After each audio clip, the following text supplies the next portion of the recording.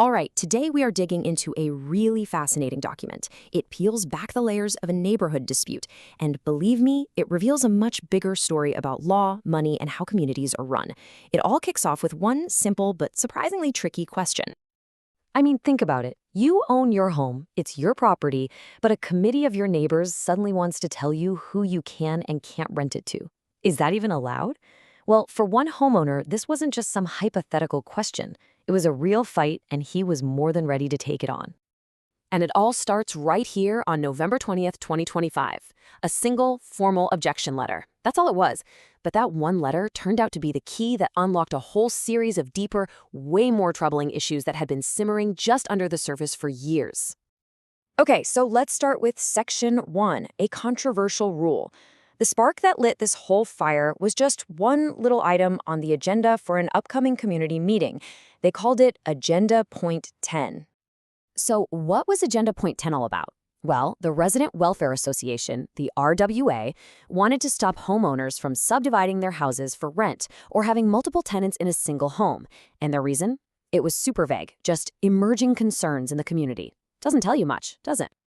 But one homeowner, a guy named Chandranath, he looked at this and thought, hang on a second. To him, this wasn't just a pain or an inconvenience. He was convinced it was straight up illegal. So he decided to put his objections in writing and challenge them head on. And that brings us to Section 2, the legal challenge. This is where he starts to build his case, and he doesn't use emotion. He uses established legal principles. His first big weapon is this legal term ultra vires. It's Latin, and it basically means beyond the powers. What he's arguing is that the RWA is acting like a referee who suddenly decides to change the rules of soccer halfway through the game. They just don't have the legal authority to create a rule that overrides national property law. This is a huge deal for any homeowner, right? It's the very thing that stops a local committee from going rogue. And then he hits them with his second point, fiduciary duty. Now, think of this like a sacred promise. When you're on a committee, you have a duty to be a trusted guardian of the community's money and its best interests. He argues that by pushing this legally questionable rule without even talking to a lawyer, the committee was breaking that promise and putting the whole community at risk of getting sued. Now, this slide is where it gets really juicy. It just breaks down the whole argument so clearly. The RWA's defense? They point to a marketing brochure as their legal authority? Seriously. And NAB's comeback is just devastatingly simple. A brochure isn't a law. Then the RWA says, well, we'll just get everyone to vote on it. And his response? A vote can't make something illegal legal. It's a fantastic point. Your neighborhood's internal rules never, ever get to trump the actual law of the land. And this leads us to Section 3, the governance iceberg. Because as Mr. Nath starts digging, he realizes this rental ban is just the tiny, visible tip of a much, much bigger problem. Yeah, his objection letter pretty quickly transforms from a simple complaint about one rule into a full-blown takedown of what he sees as years of really bad governance. And wow, this slide just lays it all out. Above the water, you've got the rental ban. That's the thing everybody can see. But hidden beneath the surface, that's where the real monsters are. A huge, unresolved sum of money, a super shady property sale from the past, a committee that just refuses to get legal advice, and a long history of just flat-out ignoring written objections from residents. First, let's talk about the money. 52 lakh rupees. According to his letter, this massive amount has just been sitting in some mysterious suspense account for years. And despite people asking about it over and over, the RWA has apparently given zero answers about where it came from or what it's for. Next up is this so-called void property sale. The timeline here is everything. Okay, so first, the builder legally hands over all the common areas to the homeowners. Done deal, right?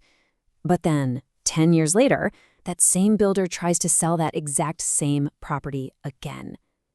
The argument is just simple logic. You can't sell something you no longer own. The sale, he claims, was completely invalid from the get-go.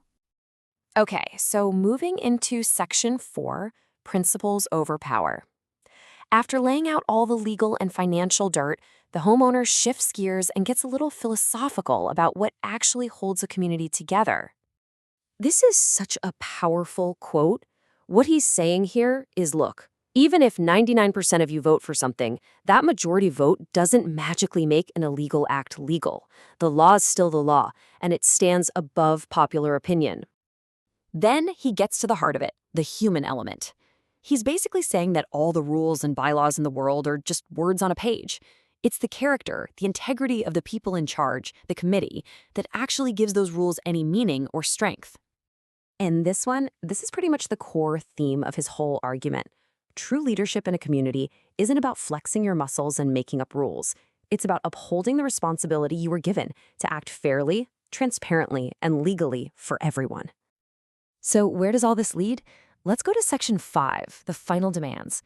The letter doesn't just end with complaints. It lays out a very clear path forward with a set of demands that he says are non-negotiable. And the 4 demands are crystal clear. Number 1, drop the illegal proposal right now.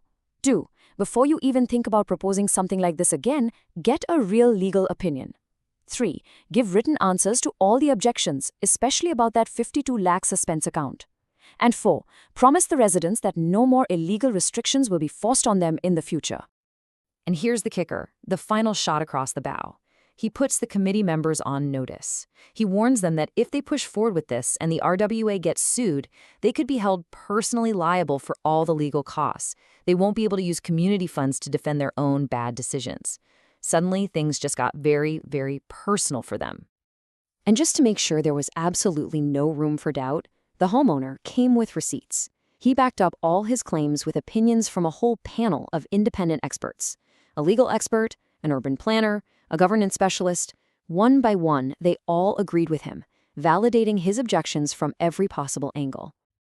And so, this whole incredible case leaves us with a really fundamental question, one we should probably ask about our own communities. What is the true foundation? Is it a long list of rules? Or is it the trust we place in those in charge to act with fairness and integrity? This story seems to suggest that without that trust, all the rules in the world are pretty much meaningless.